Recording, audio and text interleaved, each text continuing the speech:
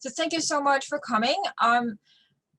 Well, we have been switching back and forth from online lessons to face-to-face lessons quite often since 2020. And as a senior form teachers, of course, we're worried about students learning. I mean, after all, by the end of the day, they still have to deal with DSE. And with DSE, the 4 papers are super important. And when they are having Zoom lessons at home, and we all know that, the effectiveness could be affected.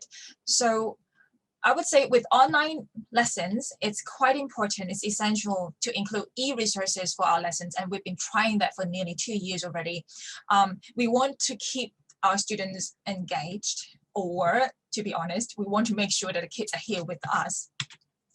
So I would like to introduce some practical ideas of how to use e-resources to help students learn better when they're having online lessons. When I mention practical ideas, I'm talking about, I'm not talking about like really advanced e-resources there. I'm talking about some that is, we can keep using it, that is sustainable as well. Another objective of my presentation would be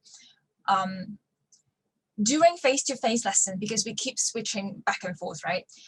How we can still use those e-resources we have developed before from our Zoom lessons, how we can use those materials in our face-to-face lessons as well, because we try to make our e-resources that we've developed, we've used, we spend so much time on that. We want it to be sustainable and we can keep using it in our future. And another small part of my presentation will be, I would like to introduce the Zoom lessons of the NET teachers, because our NET teacher has developed a new set of Zoom materials just because of the whole pandemic situation. And also we want what we do for our students during their free lessons, how we can make use of the resources as well.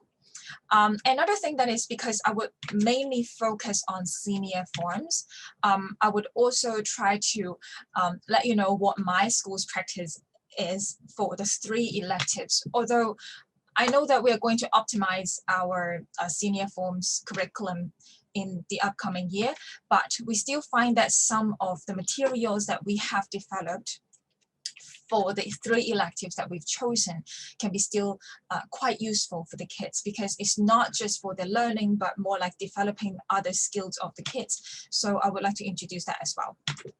So that's pretty much it for my part. So if you're interested, or if you would like to know a little bit more about senior forms and how we use e-resources to help students learn to practice the 4 paper skills, then I would say pick me.